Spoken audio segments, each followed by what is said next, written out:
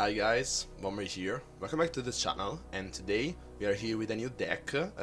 Actually, one that I delayed for quite a long now, but it was just because I didn't have the champions needed to craft this deck. But now I'm pretty much completed on the collection.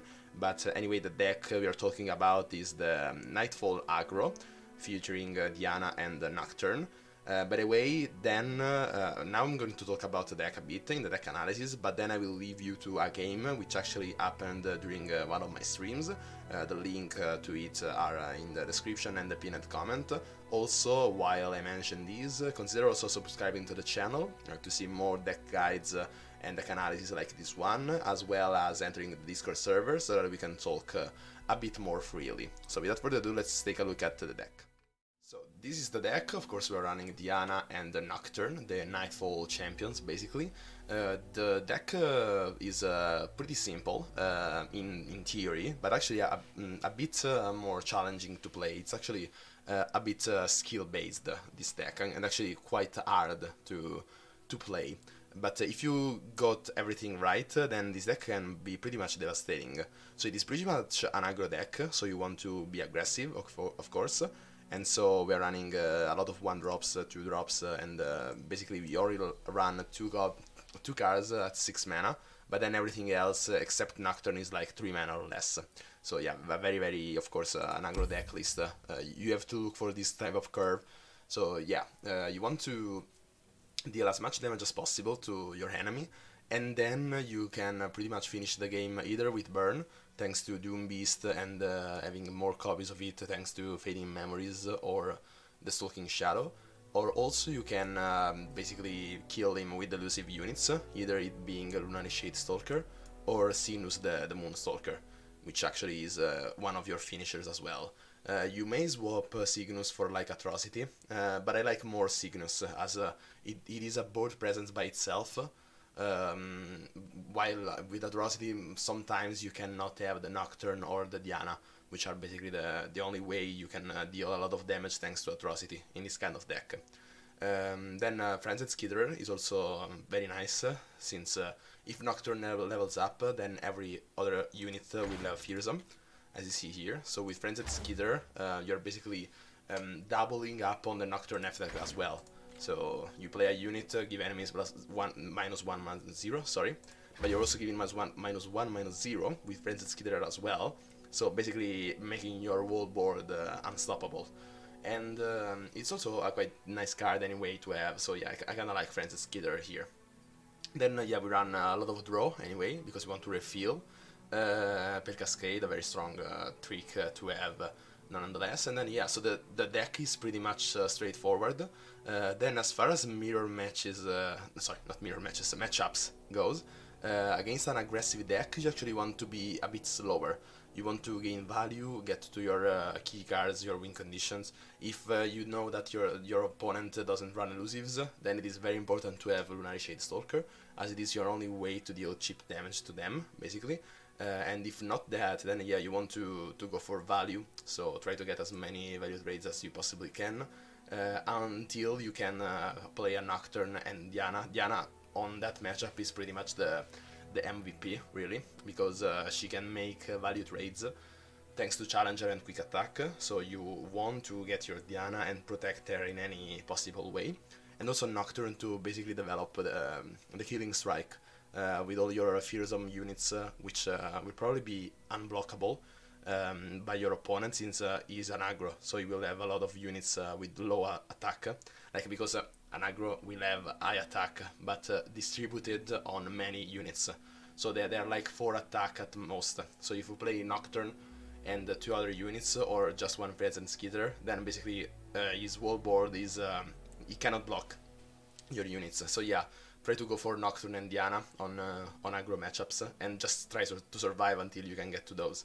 Instead, against a mid-range or control, you want to be the aggressor, so try to deal as much damage as possible, and then try to look for Lunari Shade Stalker and Cygnus the Moon Stalker, as well as Doom Beast. So ways to try and burn your opponent out, both against midrange and control. And so yeah, guys, that's it for the deck analysis. I'll leave you to the game that I played on stream. I don't know if I will edit to 1 or 2, you will see that after the edit.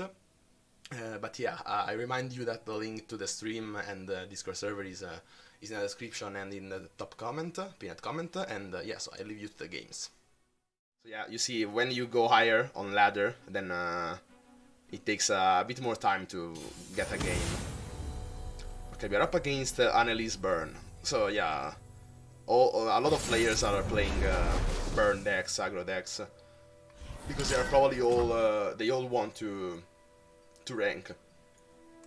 So here probably it's a full mulligan. We need early on presence against a Burn deck. So yeah, just a Lunaritas Bringer is much better than everything else that we had before. But he goes for a pass.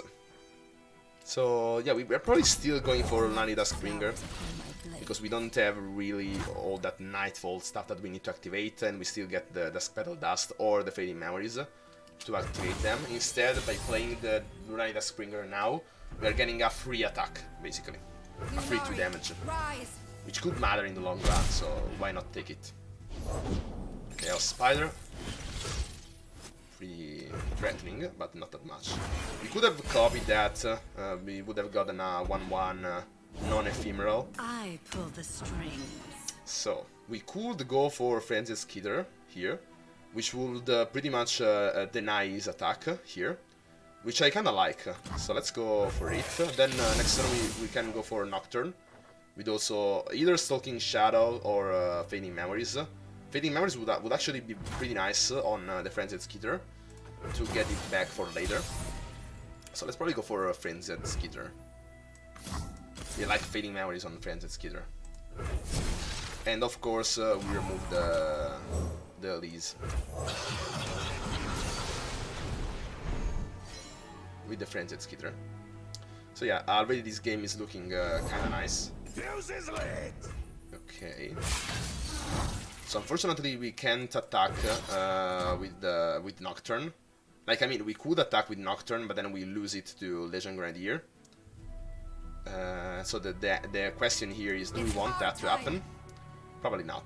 I like to keep the Nocturne alive, but then we could also do something a bit trickier. Like we could do this. I'm kind of fine if he blocks this with that, and a 1 damage on Nocturne doesn't really change all that much. So yeah, I probably think that putting more pressure on him means I think that it leads to a easier game to play around. The more board presence that it does not have, the better it is for us. So you guys on chat are a bit shy, quiet now. What happened? So let's... okay, another release. Interesting. Yeah, we can't do nothing about that. We could start... so we also have a bit of refill with Doombeast against a burn deck like this, which is very nice. Now we could go for Dusk Petal into Seasonal Looker to have a nice blocker for the Elise. But he goes for the open attack. So let's of course block these. And I probably think that it is not worth it to block the Elise. And the 4 damage, I mean, it is threatening, but against a burn deck. But we also have a refill with Doombeast, so like I don't know. We can probably let it pass. And I don't want to block on the 1/1s either, because he could have a Vile Feast or an Unspeakable Horror. So yeah, I may pass here, actually. Like, not block this. So, yeah. Let's see if he has something. No. So, we probably develop a Doombeast now, since we can heal off of that. And to do so, I probably want to go for Stalking Shadows. We could have gone for Dusk Petal Dust, but Stalking Shadows gives us more options, like you see. We get more cards. And we can probably go for another one, but I like to keep the mana for next turn, and also we have a free, basically, NightFall activation. But you know what? We have to push the damage now. The Doom Beast is for later, when we want to burn him and not let him burn. So we probably want to go for Crescent Guardian instead. Develop a very threatening body to have an attack with next turn. Yeah, the Doom Beast is like an immediate value, which you want to get at the end of the game. So that's the immediate value that you get on the last turn, basically. It is all the value that you could have gotten from it over all the game, if that makes sense. So Crescent Guardian can get you value throughout the game, taking trades, now not really because, value trades, but not really now because he developed a 3-2. But, and also, you know, next turn we could elusive hit with Cygnus Moonstalker, which is actually an insane play. So yeah, we're dealing a lot of damage next turn, and then we kill him with Doom Beasts and stuff. So yeah, I like it much more. But yeah, let's just pass here. I'm getting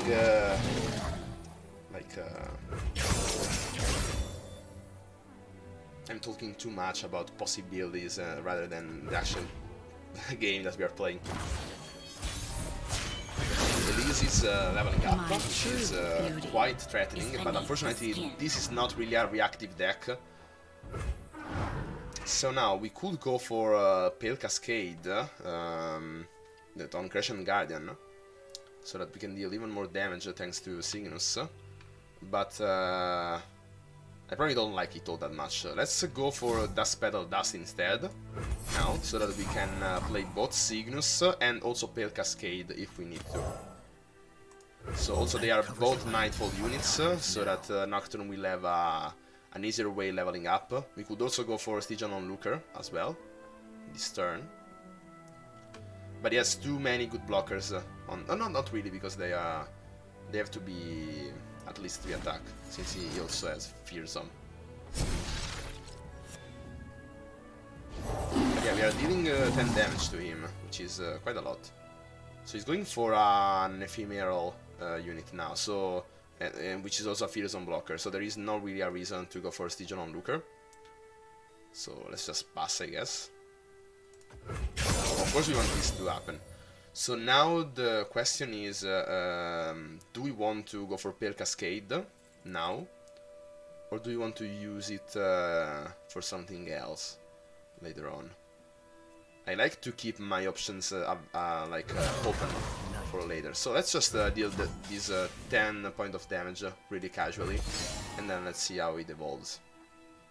Like the Frenzied Skitter could be a game-winning unit on our next attack. So we just have a lot of Doom Beast though. Yeah, that's quite threatening. And now he has Lethal. So we have to develop a blocker, because if not he has Lethal. So yeah, we sadly have to play the Stygian Onlooker. And if I knew about that, then I would have probably gone for it on the attack instead. But then no, not either, because that would have just traded it with a Ephemeral copy. If he doesn't go for the open attack, we have a chance to heal, so we go past his potential Nox and Fervor. But yeah, if he has a Nox and Fervor, then we simply die. There is no way around it. Like, what could we draw? No, really nothing. So he didn't go for the Challenger here. But yeah, so we have to go for this. Like, because he probably wanted to have a chance to play the Nox and Fervor by sacrificing something that was blocked. Yeah, I guess it is right. But yeah, so we have just to let this resolve. Like, we could save the Crescent Guardian preemptively by Pale Cascading it, and that's probably the best play if he actually doesn't have an Nox and Fervor, so let's go for it. Let's trigger the NightFall as well, because we want more cards, I guess. Probably Crescent Guardian to have the most out, burst damage potential. So let's save it. And then we can go for Doom Beast if he actually doesn't have Nox and Fervor. But I doubt it. Yeah, here it is. Okay, Brothers Bond. That's even worse. Yeah. So we die. Yeah, well played. Even if we didn't take those points of damage early on, if you remember, I had the opportunity to save a bit of damage. We still would have died anyway. So yeah, against a burst type of deck, it's actually you either save a lot of life early on or you just die. And we didn't draw a lot of units early on, and he went pretty wide. So now I don't know, probably let's just play the last game with NightFall Aggro to see if he goes with a positive win rate or not. So let's see on Twitch which one of you is on. So yeah, you're still here, Felix, also Novaqua, but yeah, Gohan is no more here. No, that's alright. We're up against Driven as Real, so that's kind of a strange deck to play against. What deck will you play next? I don't know really, man. If you have a suggestion, then I will gladly hear that out. I probably want a Nocturne to take care of like a Draven if he goes for it early on. We need an attacker to get rid of it. Veil Cascade would be kinda nice. We have Soraka? Yes, I have all champions. Do you want a Soraka Tamkench? By the way, yeah, we have an attack, so let's go for the cheap damage, the 2-3 damage that we can go for, and yeah, the Dust Petal Dust is kinda great.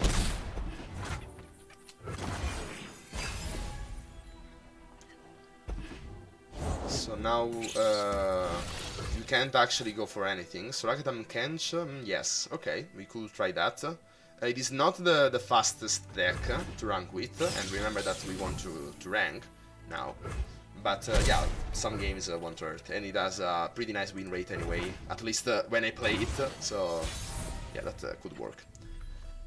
Now, Soraka Kench is kinda dangerous with all these Fearsome in this meta. Yeah, because you don't have actually a lot of Fearsome blockers, but you know, with all the heal that you have, actually it is not that bad of a matchup as you may think. Like, it is close. Now, if we play the Dusk Petal Dust, I think we can play... no, we can't. Play both the Crescent Guardian and the Lunari Shade Stalker, but we could play a Nocturne. A turn before. Is it worth it, though, to go for a Nocturne this early? Probably not. You probably want to develop a Nightfall attacker so that the Nocturne will get in leveled up. And for that reason, I probably want to go for probably Crescent Guardian. He doesn't really have a blocker. If he has one, it has to be Draven. And we can clear Draven with a Veil Cascade, dealing bonus damage. Which seems like a good line of play for me. Thermogenic Beam, quite expensive though, but yeah, definitely gets the job done. So yeah, we can't do anything about it. And then yeah, that was an even trade in terms of mana and also cards, because we got that from Lunari Duskbringer. And yeah, we kind of have to pass here. So yeah, he's trying to go for the combo, not the combo, sorry, the control playstyle. Why he could be also aggressive, so yeah, that's something to consider. Now, what could we go for? We could go for Solaris Soldier, and then Veil Cascade, but he can easily go for Spinning Axe. So now we have to consider if we want him to waste resources, or if we want to take the damage. Okay, he's passing, which is not that great. We can safely develop though a Frenzied Skitter, which will deny his attack, or we can go for Lunari Shade Stalker and basically develop an Elusive for next turn, since he didn't play as real. I kinda like more going for a Nightfall attacker, because we do have a Nocturne on hand, and I kinda want him to level up. Because I feel like this game we won't have the option, the chance to burn him out, or just be very aggressive. Okay, so he's passing. That's very nice. I didn't have really a way to block the Draven. So I guess 3 less damage for us. Now we can trade the Draven. What do you want to Fading Memories? I kinda like Fading Memories, the Runny Duskbringer. Will give us a lot of Nightfall triggers. And of course we want to have a Nightfall trigger now for Nocturne. So yeah, let's probably go for it. Let's Fading Memory these, play the Nocturne. And we will try to remove it this turn.